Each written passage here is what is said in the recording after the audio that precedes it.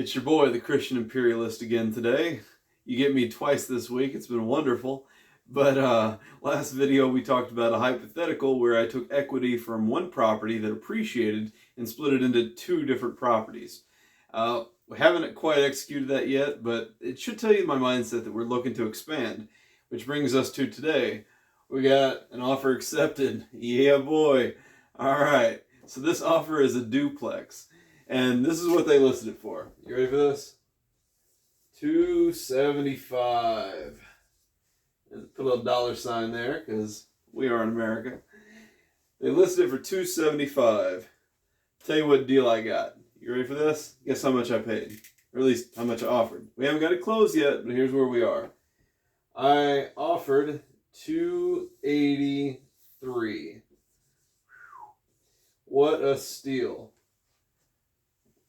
Hold on now, the math ain't mathin'. How is that a steal? I'm paying $8,000 more than what it's worth. That's the good stuff. So this market that we're buying in, multifamily does not stay on the market at all. Like if it goes 7 days, there's something wrong with the property. You want to be out of it, all right? You don't want to buy it. It's going to be a major renovation. So we've actually thrown some offers around for other properties, and more or less, if you come anywhere near the list price, they're just going to ignore you. They're looking for above list price. And so, knowing that we were in a multiple offer situation, I offered them $283. And so it's $8,000 more than what they were hoping for. Really, it's not that much more, but it's still a steal. You want to know why? Because the valuation that I have on it, and you know, there's a lot of services out there that look at market data and see what the trends are, what the square footage is for what's been selling in the area. This property, which I have seen, it wasn't a sight unseen deal, we are looking at, are you ready for this, guys? $343,000 in valuation. All right.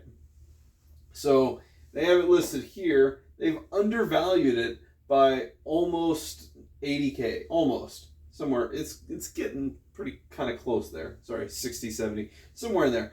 I can't do the math right now, but they undervalued it a whole lot. And that's because they think, oh, well, maybe if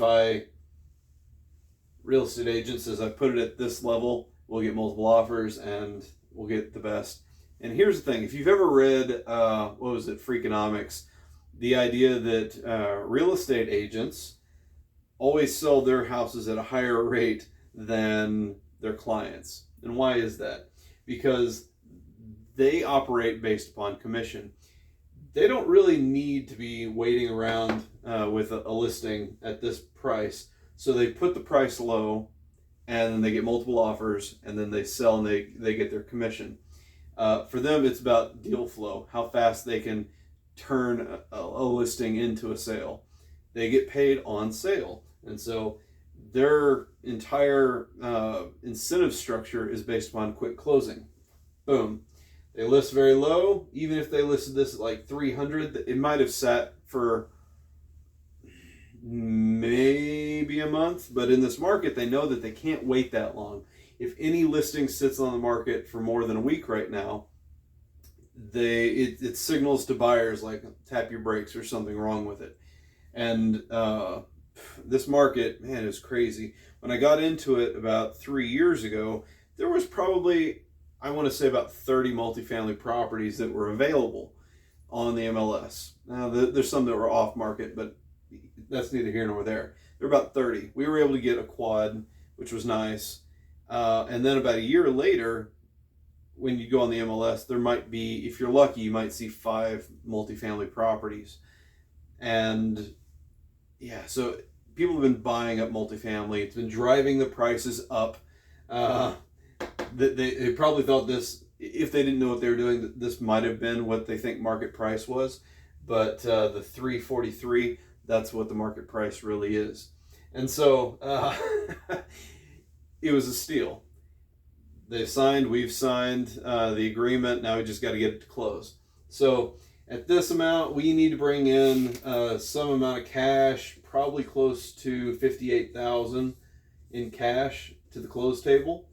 which we can do, and we can do it without refinancing that other property I was telling you about. You don't want to sit on cash, which is what we're doing, unfortunately. And so we needed to deploy this money. We got about a little bit more than that in the bank, but you need to properly invest your money, and there's no other better place than real estate right now, especially with the way our system is working. And so with this evaluation, we do have a software that says what the estimated rent should be for a property worth that in this market. And it gave me the funny number of 1,803. Now this is a duplex, so you're looking at $900 a month from each side. Okay, makes sense. Luckily, this duplex is already up and running. It's renovated. It's beautiful. It's pristine. The actual rents, I got the rent rolls. Are you ready for this? $1,770. So just about. I mean, we're about, what are we, $33 off of what makes this valuation make sense. So this is what is due in rent each month. Now, if any of you have ever had tenants before, or if you've been a renter, we all know what a late fee is. If someone doesn't pay by the 3rd of the month, or whatever the lease agreement says, you get to tack on a little bit of like $25 or something. Sometimes it's a percent based upon, it's 1% per day, some nonsense. But usually it's just a flat fee, like $25. And so any given month that your tenants don't pay on time, there you go. You're at that evaluation estimate of what rents ought to be. Now, interestingly enough, cap rate. This is your capitalization rate. It's an evaluation of, is this deal good based upon the rents, based upon what you owe, not including whatever mortgage you have. We are getting a mortgage because I told you we're only bringing about $58,000 to the table, which means we need to come up with the other $235 through financing, which our lenders are great. But our cap rate for this is a magical 5.3%. And so, more or less, the higher your cap rate, the more risky the investment is seen by your lenders. But you don't want to go sub 4. So really, your range is 4% to about 10%. And the less that number is, the more safe the investment seems to lenders. And so we're right in the sweet spot with this. Now, what's beautiful is that we're at this amount here. This is the cap rate for the 283. And so we're very, very safe. It's very nice.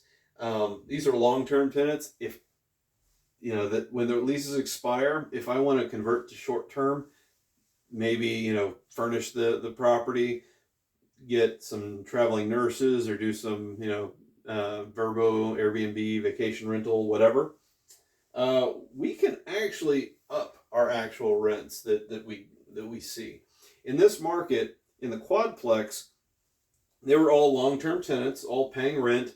At the time, that property, I can't remember, it was close to about $3,000 a month, because there's 4 units, something like that. And it was about 3. And when we switched from long-term tenants to short-term tenants, our revenue increased about 3x, to be quite honest. Now, with that, you have more costs because you have cleanings, you have the consumables, you take responsibility of utilities. Here, when you have long-term tenants, the utilities are in their name. But if you're running a B&B, it's in your name or the business's name. So you're having to deal with that. So if you can triple the rents through doing short-term, you also increase your costs. And so depending on your market, you got to do your research. We're doing very, very well. That being said, we tripled the rents doing short-term, but over time, I don't know what's going on with 2024, but in months where we made, say, 7,000, which is good, we've seen 12,000 this year, like almost double some months. And I can't explain it. I don't know what's going on with this particular market. I've looked at how many B&Bs there are in the area, and I don't just have it on Airbnb, but I've looked at the numbers, the macro numbers of the vacation rentals. They've just kind of plateaued. They haven't been selling off or people leaving the space. They haven't been adding, which I guess is good. But whatever is happening, people are saying Airbnb is cratering. I don't believe it. That might be a big macro thing, but it just depends on the market. So this market is still doing very, very strong.